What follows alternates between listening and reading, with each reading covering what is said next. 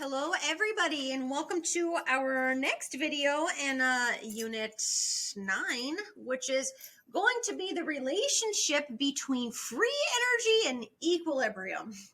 So we talked about already how the Gibbs free energy tells us whether a reaction is thermodynamically favorable or not. And that's by looking at your value for delta H. And it's also by looking at your value for entropy. So, of course, an increasing entropy is favorable, and an exothermic reaction is also favorable. So that leads to a negative delta G.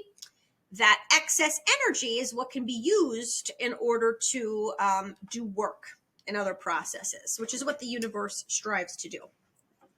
However, we can also look at favorability using something else that we've talked about already. And you might not be looking forward to this, but it is the equilibrium constant. Because if you remember, higher values for equilibrium constants tend to mean that a reaction is very product favored.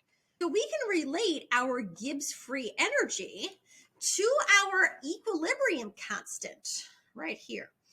And this can also be used to determine the favorability of a reaction or a physical transformation. Because again, we could do this for physical processes too.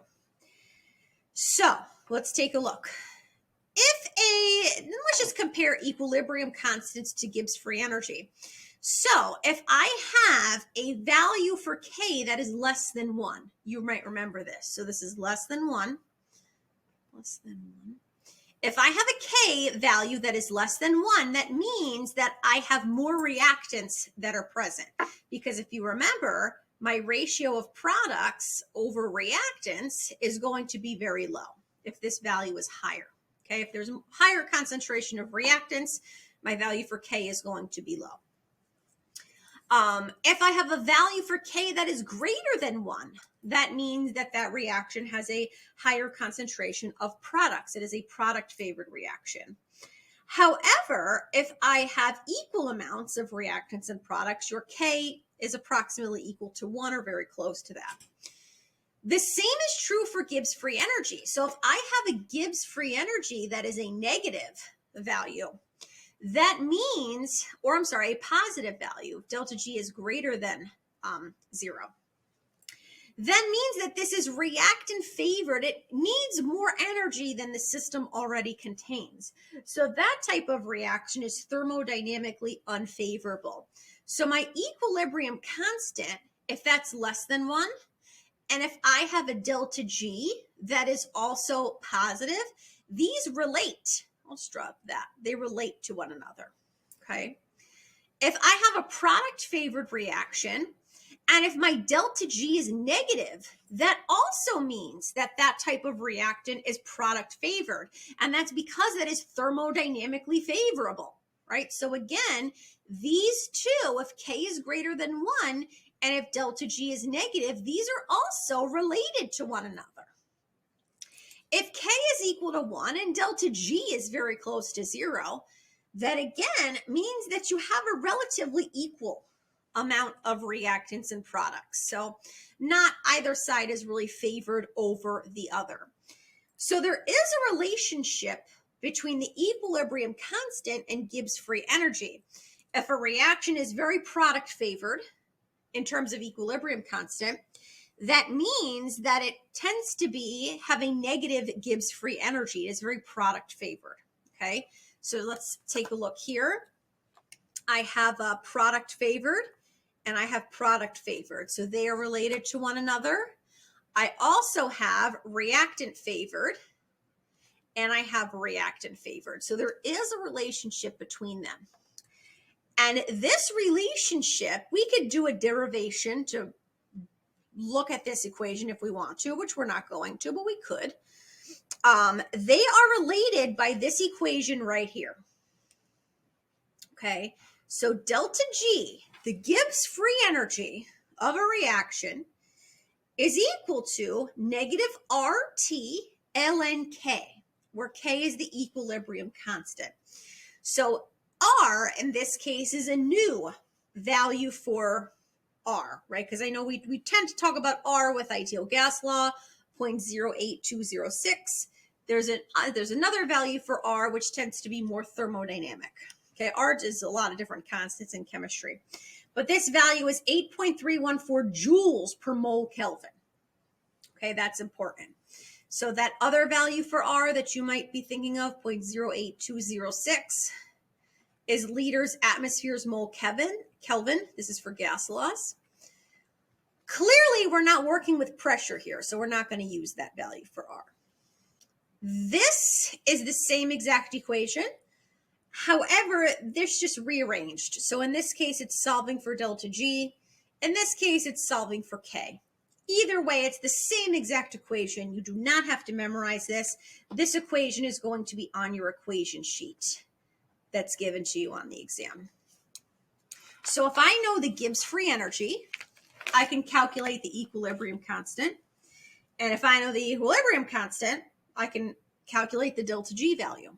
So I'm bringing equilibrium into this now as well. So we're just going to do 2 sample problems and we're going to call it a day with this guy. So let's see.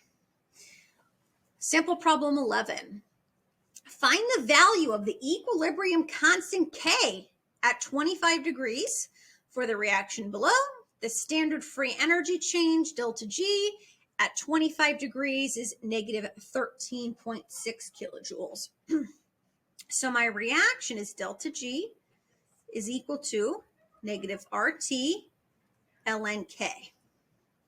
So I know my value for delta G. My delta G is negative 13.6. However, if I consider my value for R has values of 8.314 joules per mole Kelvin.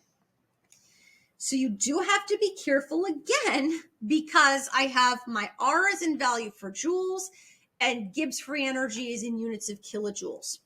Let's just convert delta G to joules. Just easier to do it that way. Negative 13,600 joules is equal to negative 8.314 joules per mole Kelvin times, let's see, the temperature in units of Kelvin, because we want this Kelvin to cancel, which is 298 Kelvin. And value for this is ln K. So I'm trying to find this value for K here. The way I would solve this is I would solve for this whole entire thing first. So let's grab a calculator and do this together. So let's do negative 8.314 times 298 gives me 13,600, put that there. That's equal to negative 2478 ln K. I'll divide both sides by negative 2478, so negative 13,600 divided by negative 2478 gives me 5.488 is equal to ln of K. Now remember, the way to cancel out a natural log is to raise it to the power of E. Okay, so K is equal to, and if you do the exponential function raised to the 5.488, you should get about 242. This is a unitless number. Remember, equilibrium constants are always unitless. So what does this value for K mean? That this is, in fact, product favored.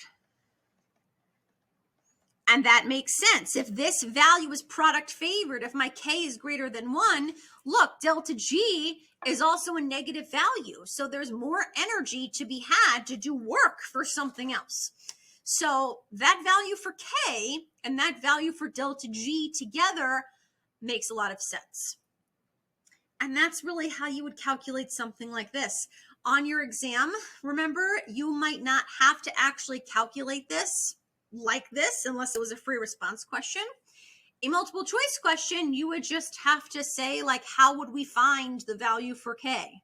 Okay, and you would have to manipulate that equation and say, well, what would be the correct way to solve? let's go ahead and try this one. So this is the same exact thing, except we're given those values for delta G.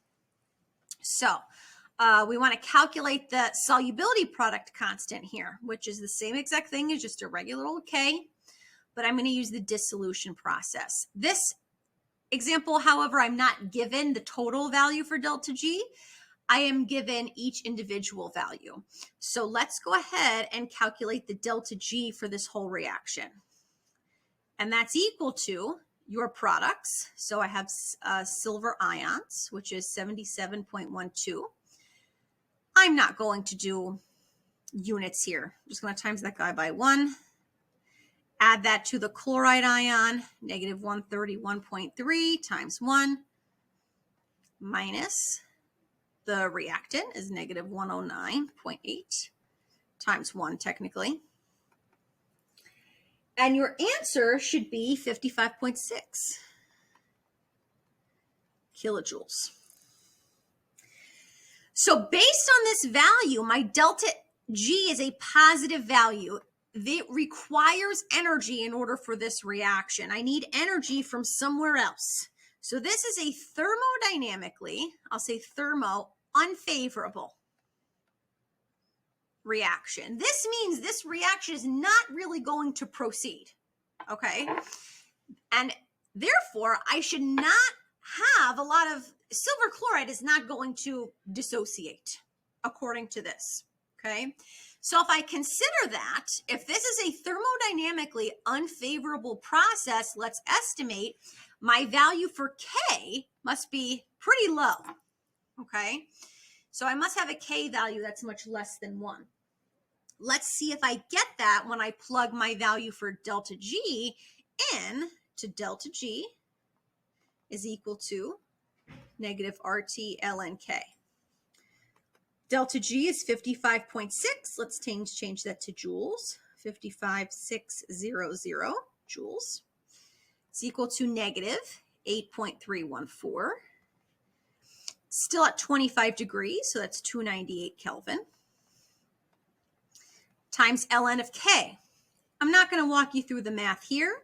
If you do this correctly, however, you should get a K value that's equal to 1.77 times 10 to the negative 10th.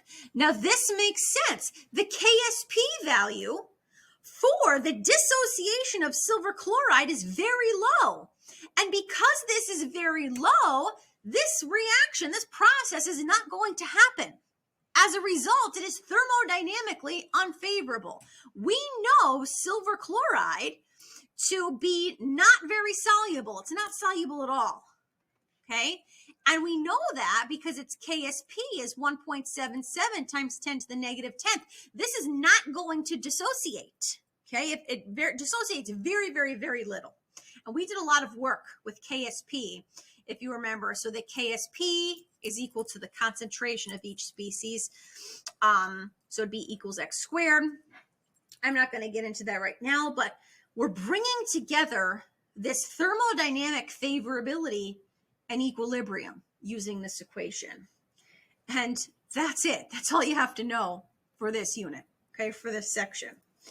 So on that note, I will see you in the next video, which should be all about electrochemistry, which is getting into the fun stuff. So I will see you then. Bye.